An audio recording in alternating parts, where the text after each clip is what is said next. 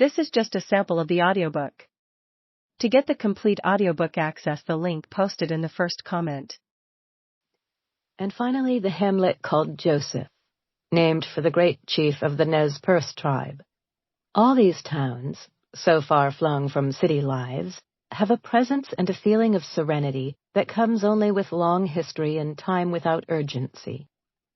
Enterprise and Joseph blossom in the summer as tourists who have discovered Wallowa County arrive. Sheltered between the Wallowa Mountains to the west and the Hells Canyon National Recreation Area to the east, Enterprise, population 1,900, is a wonderful place to live, but only if one is self-employed, working for the county or the city, or serving the needs of the residents. It is too distant from the larger Oregon cities along the coast or in the center of the state to make commuting feasible. The only industry of any sort is up the road 8 miles in Joseph. Perched on the shore of Wallowa Lake, Joseph has embraced sculpture and bronze foundries as a very successful economic lifeline. Every street corner has a statue that seems to burst with life frozen in mid-movement. Maidens and cowboys and eagles in flight. Each statue large enough to require a truck to pack it out. In the summer, Wallowa Lake is a burning hollow in the mountains, with its azure water reflecting the sun and the sky. The water there is cold, but not cold enough to deter boaters and water skiers, who seem somehow out of place on the waters where Native Americans once fished. The mountains and the soaring trees have always been there and will always be there. The humans playing on the lake seem in contrast quite temporary. Deer wander in at will in Joseph, strolling along the narrow roads, peering into windows and mingling with tourists at food stands and riding stables. A lift carries tourists who aren't afraid of heights far up the Wallowa Range. Flowers of every variety burst forth in the short summer season, boldly defiant against winter for their precious few months in the sun. The center of Wallowa County government is in Enterprise, where a courthouse built in 1909 sits in the center of park-like grounds. 94 years' worth of feet have worn away the interior stairways, as generations of citizens went about their business with public records and the laws of Wallowa County.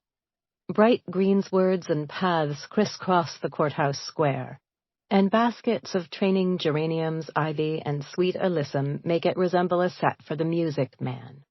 There are concerts in the bandstand on the courthouse lawn, and the melodies floating on a summer's night are nostalgic enough to sting the eye with tears.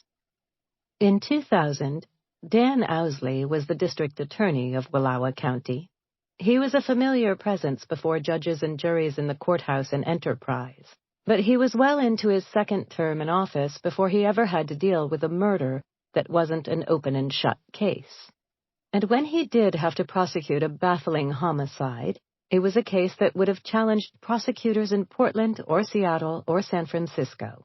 A crime that defied all reason, one that could be viewed straight on or through a microscope, and even then failed to reveal all its incredible variables.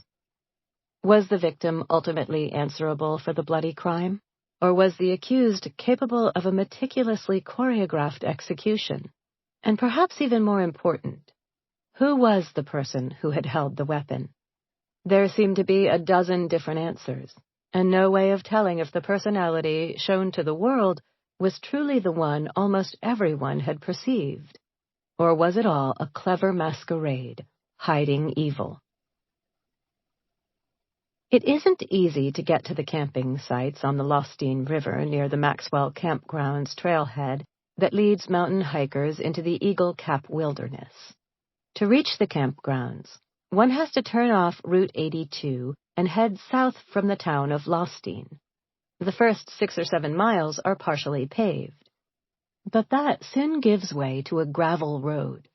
Even a 4-wheel drive vehicle skitters along the washboard road that carves a path through the trees, the road so high-centered that it is a challenge for even the most competent drivers.